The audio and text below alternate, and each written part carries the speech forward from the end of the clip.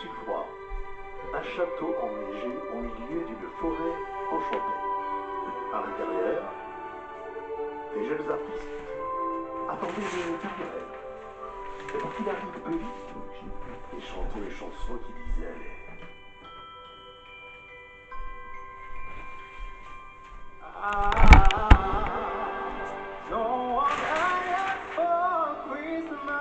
Merci Axel, merci Axel, merci. Hop là, je mets. Faut que je mette de la lumière. Hop, j'arrive 2 secondes. Ah, d'accord, faut que je mette l'électricité. Voilà.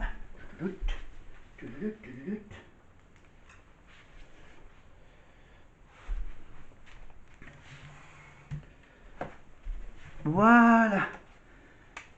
Ah, qu'on est bien ici avec vous. Alors on est ici pour faire un petit point sur, bien sûr, le prime des anciens. Évidemment, le prime des anciens de la Starac, évidemment, pour les 20 ans de Grégory Le Marchal. Donc on va faire un petit débriefing. Le temps que ceux de l'année dernière fêtent Noël, avec la fameuse chanson de Mariah Carey, bien sûr, All I Want for Christmas is You, un petit morceau avec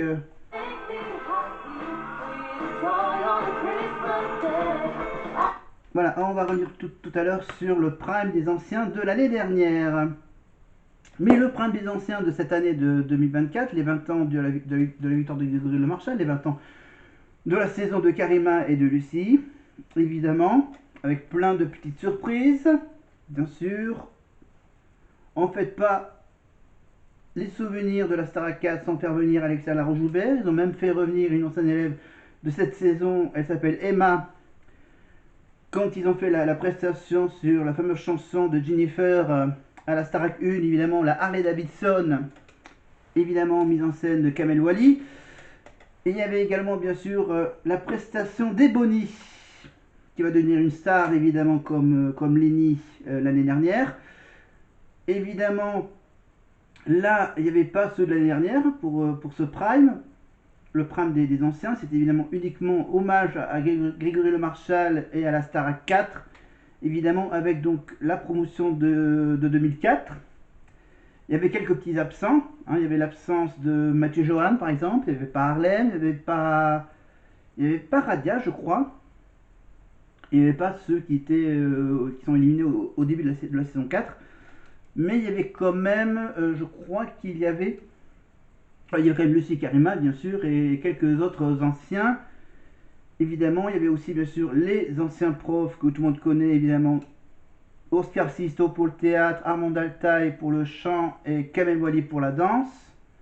Alexia Laroche-Joubert, bien sûr, je rappelle, bien sûr, la directrice de quelques saisons de la Starac. Évidemment, pour la Starac 4, c'était bien sûr, c'était pas Alexia en tant que directrice, c'était Gérard Louvain, qui était le directeur de la Starac.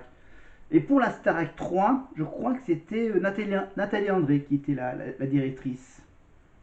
Évidemment. Et il y avait aussi Christophe Pina, comme l'année dernière. Voilà, sauf que l'année dernière, ils avaient fait le prime souvenir. C'était pour les fêtes de Noël. Évidemment, c'est pour ça qu'ils avaient commencé par fêter Noël avec donc l'arrivée de Nikos et Alexia sur le traîneau qui descend du ciel du plateau du studio 217 de la plaine Saint-Denis, évidemment. Et on va tout de suite, bien sûr, laisser la parole à Nikos avec Alexia, évidemment, qu'on la retrouve avec une comédienne dans la série sur Prime Video, la série sur l'histoire du Loft, évidemment du premier Loft sur M6. C'était évidemment la série culte sur Amazon Prime Video. Voilà. 6 épisodes de 45 minutes à peu près sur les coulisses de cette première télé-réalité qu'M6 a lancée avec la concurrence de TF1. Allez, on y va avec. Retrouver tous les gens qui nous ont manqué depuis 20 ans. Et d'être ensemble, vous avez raison. Merci Armand Altaï, professeur de chant, Oscar Sisto, professeur de théâtre, Kamel Wally, professeur de danse, Christophe Pina, coach de sport. Merci d'avoir participé à l'ouverture des festivités. Je vous laisse tous vous installer. Bonsoir. Bonsoir la nouvelle génération aussi, notre directeur Michael Goldman, nos professeurs Malika Bedjeloun, Bonsoir Cécile Chaduto, Admin Tonuti, Pierre de Broer. Bonsoir coach Joe Marlène, Charles, Lucie, Bernardoni, Noël Petitrice. Bonsoir à tous. Bravo chers élèves, quelle ouverture. L'ouverture évidemment de l'année dernière, évidemment on n'est pas en replay du prime de hier soir, parce que là je tourne la vidéo le lendemain de ce prime hommage à Grégory Le Marchal. Voilà, donc là le prime des anciens, donc accompagné par évidemment le duo mémorable Nikos et Alexia. Évidemment, l'année dernière, donc le prime des anciens, c'était évidemment pour fêter... Je ne sais pas comment vous aider. C'était pour fêter Noël. Alors j'éteins, hop, parce qu'elle porte le même prénom que l'ancienne directrice. Allez, on revient avec la surprise de Michael au château l'année dernière. Vous avez le droit de l'ouvrir maintenant. Allez, vas-y. Quoi? Ouais. Les élèves ont découvert, comme petit cadeau de Michael Goldman, qu'il n'y avait pas cette semaine-là de nomination. Voilà, ils ont eu la chance d'avoir une semaine sans stress. Une semaine tranquille, cool Raoul.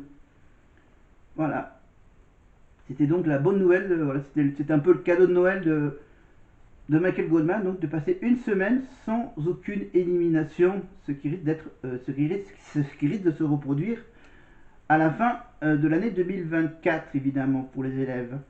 Voilà, il y aura une semaine où il n'y aura pas d'éliminés, et ça sera, à mon avis, à la même période, ça sera pour fêter Noël, tout ensemble, de passer la semaine qui précède Noël tranquillement, sans aucun stress.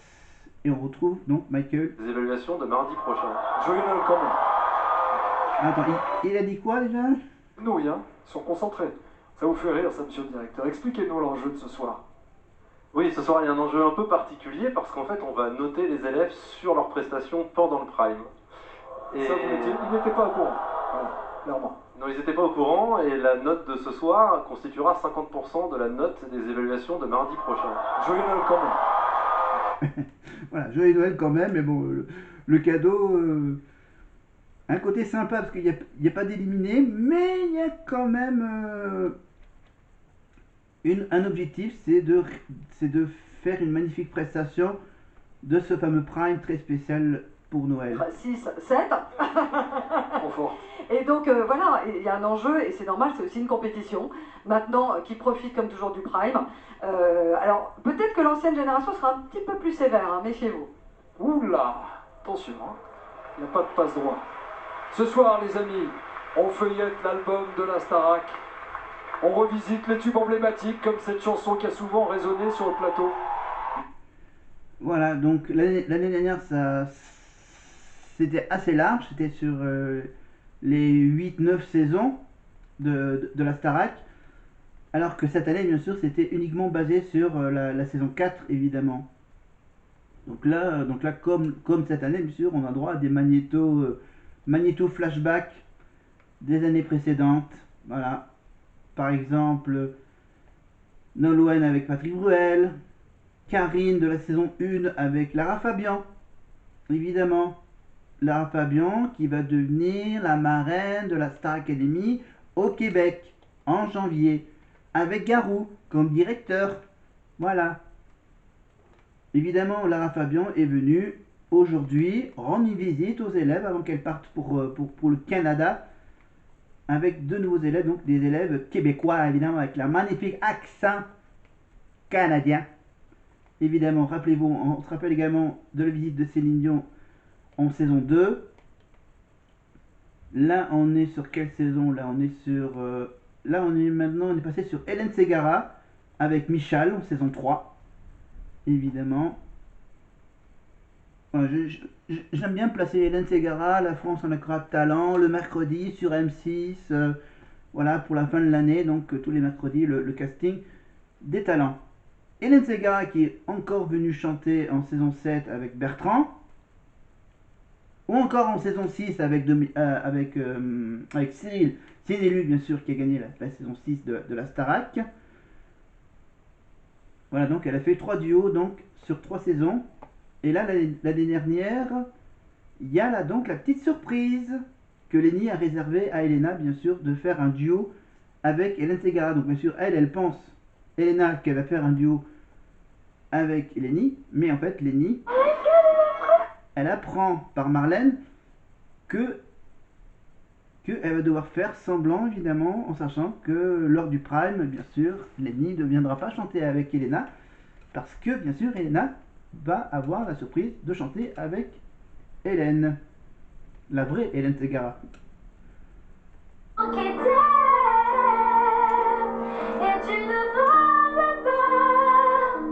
Il y a trop de gens qui t'aiment, évidemment, et tu le vois même pas. Voilà, qu'est-ce qu'il y a eu comme surprise déjà? On revient à cette année, évidemment. Voilà, alors cette année, qu'est-ce qu'il y a eu comme surprise? Donc la surprise donc d'Alexia Laure-Joubert et Emma. La chanson écrite par Grégory, c'était un mois avant sa mort, à peu près.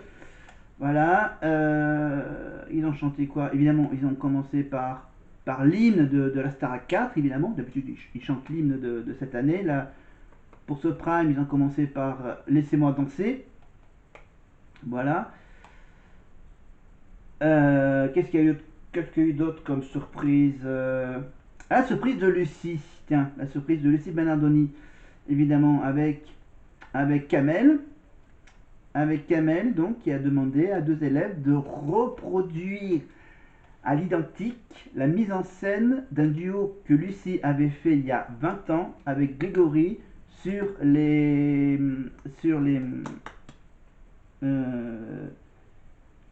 moulin de mon cœur, voilà, les moulins de mon cœur, avec bien sûr les chaises rouges, l'arbre rouge, le banc rouge, avec bien sûr les 2 élèves qui portaient du rouge, pratiquement les mêmes habits qu'à l'époque il y a 20 ans. Voilà, ça fait pleurer Kamel et Lucie. Évidemment, Lucie a remercié Kamel d'avoir fait cette petite surprise pour les 20 ans de la Starac 4, évidemment. Après, il y a eu donc la battle. Alors là, la battle du top 3. Voilà, les premiers élèves qui se sont battus pour avoir donc la chance d'avoir une immunité, ne pas pouvoir être nominés. Mais en plus, pour ce Prime, il y a eu un autre petit cadeau pour le vainqueur de cette battle du top 3. La battle du top 3 a offert à celle qui a gagné cette battle, comment elle s'appelle? Enfin bref, la gagnante, donc le ou la gagnante, bien sûr, a déjà une place pour la tournée de la Starac en 2025. Évidemment, donc c'est le prochain Prime qui sera évidemment consacré à la tournée, bien sûr. On ne sait pas trop comment ça va se passer, je ne sais pas encore exactement comment ça va se passer. Il y aura peut-être une partie de ceux qui ne seront pas nominés. Et donc, bien sûr, évidemment, celui qui va être éliminé aux portes de la tournée, bien sûr, ne pourra pas faire la tournée. Mais peut-être qu'il y aura une histoire de repêchage qui est peut-être possible. On verra ça avec Michael Goldman durant la semaine. Voilà, durant le Prime également. Le Prime, donc, qui aura lieu normalement samedi. Voilà. Parce que vendredi, il y a l'émission d'Arthur avec le jeu de combien tu te mets avec une note sur 10. Donc le Prime, donc samedi, et la semaine suivante, évidemment, ça sera évidemment le Prime qui... non, c'est la semaine... Attends, la semaine... donc là, il y a quoi? Il y a le Téléthon. Voilà, ce week-end, il y a le Téléthon, donc samedi, il y aura concurrence entre le Téléthon et la Starac. Et pour les Miss France, ça sera la semaine d'après, évidemment, l'élection de Miss France le samedi soir avec le Prime de la Starac le vendredi soir. Voilà, on retrouvera donc Nikos le vendredi soir et le samedi soir, Jean-Pierre Foucault en direct du Futuroscope de Poitiers. Voilà, avec donc les Miss régionaux, évidemment, qui vont concourir pour succéder à notre magnifique Miss France 2024, évidemment, qui va devenir nouvelle Miss France 2025, évidemment. Cette surprise, la surprise d'Hélène Ségara pour Elena, évidemment, qui fait légèrement pleurer Lenny. Et pour cette semaine spéciale tournée, bien sûr, il y a un petit geste symbolique, évidemment, où 5 élèves de la tournée. Alors, attends 2 secondes, je me mets en position. avec le t-shirt. Voilà. Alors, voilà. Je le mets bien ici, je me mets là, hop, je me décale. Alors, les 5 élèves qui vont venir passer le relais de la tournée sont Lénie. Il y aura, normalement, il y a Elena, évidemment, la princesse de Belgique. Il y aura Candice. Ici, il y aura Pierre, le gagnant, qui a déjà rencontré les élèves. Julien, qui a déjà vu les élèves. Mais il y aura aussi, bien sûr, le petit nouveau. Il y aura Axel, qui n'a pas encore rencontré les nouveaux élèves. Et l'absent, et celui qui ne sera pas malheureusement pas là, c'est Djibril qui ne sera pas là, évidemment. Et il y aura les filles, donc Lénie, Elena et Candice, qui vont passer même la nuit au château. Ça n'a jamais été fait, que les anciens élèves de la Starac puissent y rester même pour une nuit. Elles vont juste leur donner des conseils sur, évidemment, les prestations des évaluations, et aussi parler un peu de la tournée, comment ça se passe, la tournée de la Starac, sauf que ceux de 2024, bien sûr, ont fait une longue tournée de 70 dates, alors que ceux de cette année, en 2025, ne feront qu'une toute petite tournée, parce que ça marche moins bien que l'année dernière. Voilà. Parce que le casting n'était pas... Voilà. Mais bon, ils feront quand même une tournée hein, en 2025. Donc, on sait déjà qu'il y en a une qui est sûre de le faire. Maintenant, on va savoir qui accompagnera la gagnante de cette battle du top 3 à faire la tournée. Donc, il doit y avoir donc à peu près le même nombre. Hein. Ils sont à peu près comme ici, 6 ou 7 à faire la tournée. Donc une semaine qui est assez importante. Ouais, celle qui a gagné, elle avait coché comme 4. Allez, ma mission, c'est hop là. Bon, je fais la Starac, ok. Maintenant, il faut que j'arrive jusqu'au prime de la tournée. Maintenant qu'elle a une place sûre de faire la tournée, bon, bien sûr, tout le monde veut gagner à la fin le trophée de la Starac, le pactole, l'album, la tournée, etc. La célébrité que Pierre a eu avec sa chanson. Évidemment, voilà, donc je meuble, évidemment, je parle pendant que je revisionne le prime de l'année dernière, le prime souvenir, évidemment. C'est un prime que j'ai également déjà vu, mais que je vais revoir uniquement que la première partie. Voilà, on va juste revoir que la première partie de ce prime, évidemment. Voilà, on va faire une vidéo assez courte, parce que bien sûr, il faut que j'aille manger. Voilà, on fait le point donc sur... donc, qu'est-ce qu'il y a eu la place pour la tournée, les évaluations, la visite des anciens, les filles qui vont passer une petite soirée pyjama entre les anciennes et les nouvelles filles. Pierre reviendra le lendemain pour être au banc avec les profs pour donner également ses commentaires sur les évals, évidemment. Et donc voilà, donc Candice, Lénie et Elena, bien sûr, vont donner pas mal de conseils aux filles et aussi aux garçons. Hein, voilà, elles vont pas être le clan des filles avec les garçons qui... Si, il y aura quand même Pierre et Axel, Pierre, Julien et Axel, normalement, qui, bien sûr, eux, ils aideront les garçons. Voilà. Voilà, donc ils vont parler de la tournée, ils vont parler de la vie de château, ils vont parler des primes. Ouais, dis t'as fait quoi oui, j'ai fait un duo avec Glenn Segara. Ah ouais, moi je l'ai fait l'année dernière, c'était une surprise. Voilà, parler un peu du prime, ils vont peut-être discuter. Ouais, alors il est sympa le nouveau prof de sport.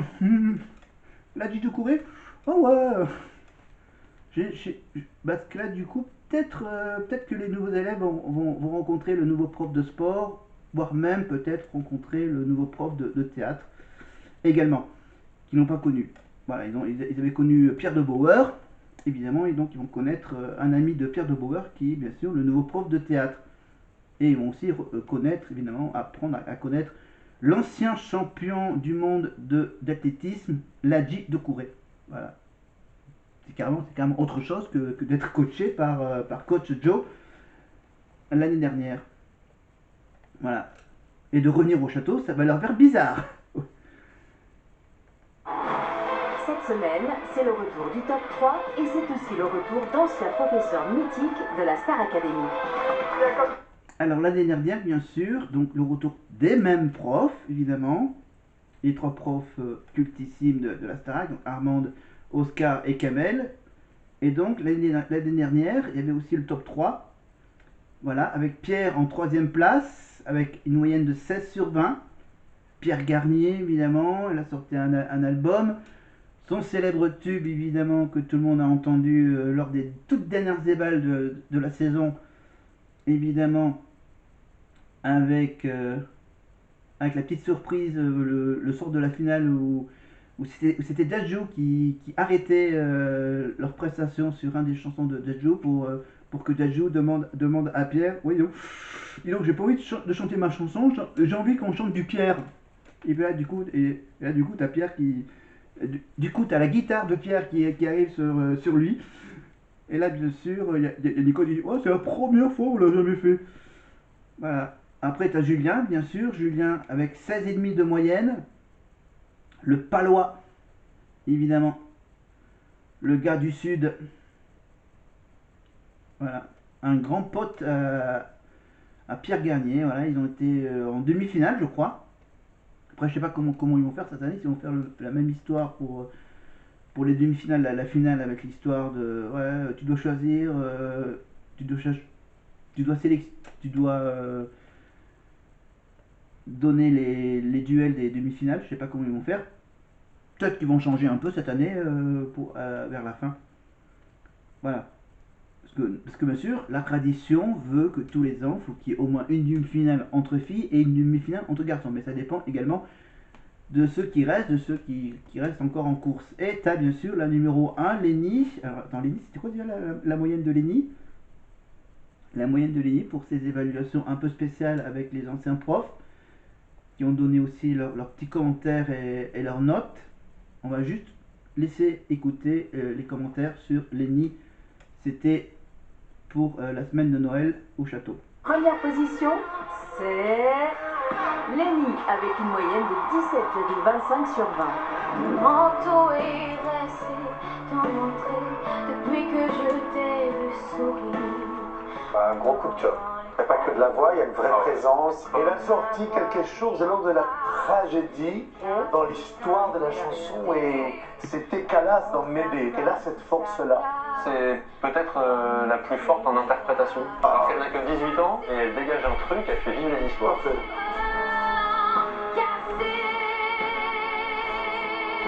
J'ai pensé à Piaf. C'est un tout petit machin qui a fait ouah, une derrière. De sortir de mes 2 poitrines vibrées comme ça, aussi stable, Lénie a progressé de ouf. Je laisse la place